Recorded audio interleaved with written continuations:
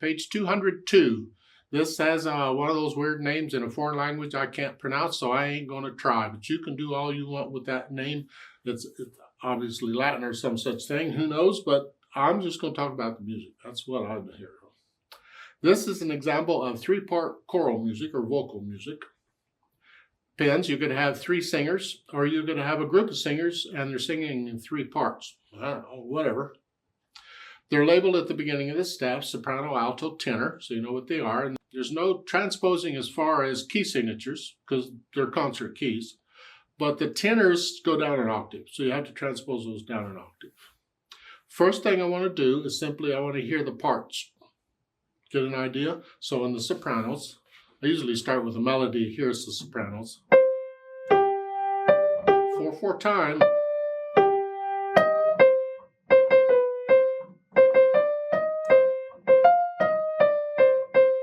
And that's the melody for that part.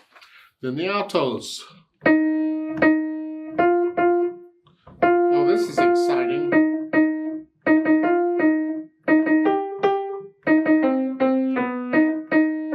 Great. How about the tenors? And again, I got to take it down an octave now. This is as much fun as the altos was.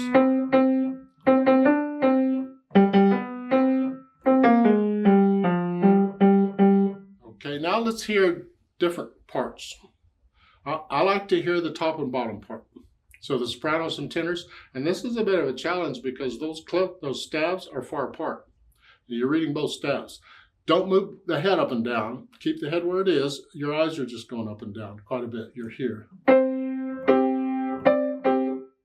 don't have to go fast.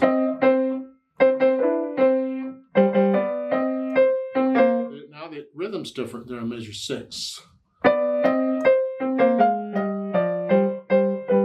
you got to have the rhythm right too. Then the alto, let's do soprano and alto here. See, a lot of times I will do soprano and alto in one hand. Which hand I use, I don't know yet. It could be either one. I'm going to go ahead and use left hand.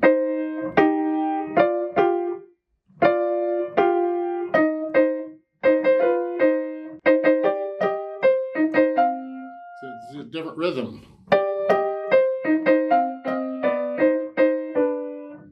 Now it's easier if it's different rhythm to use different hands. Don't have to, but it is. Now, if I wanted to try and hear all three parts, if I try and do the alto and soprano in one hand, then when I get to measure 6, here, and the rhythm thing I can deal with, but then measure 7, you got this, here and here. That's not so easy for me to reach. So that tells me maybe I need to play the alto part in the left hand. Well, what's the tenor doing? Because if it's down here somewhere, I got a problem anyway. But the tenor right in there in measure 6 is here. It's close by. So if I did both of those, tenor and alto, measure 6, down here, it's the same rhythm, and they're together. So I can do here alto and tenor in the left hand.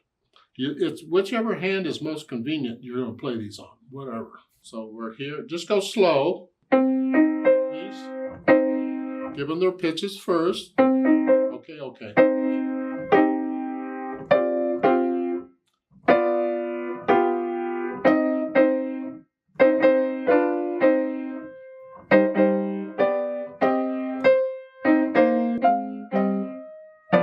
There and here. Then I had a lot of hesitating in there, and that is a no-no if you're working with singers.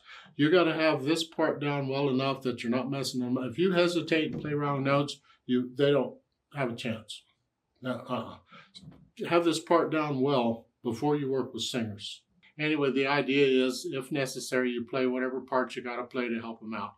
Eventually, you'll get to where you just give them the starting notes and then start them off and they'll do it a cappella. Wouldn't that be nice? Wow.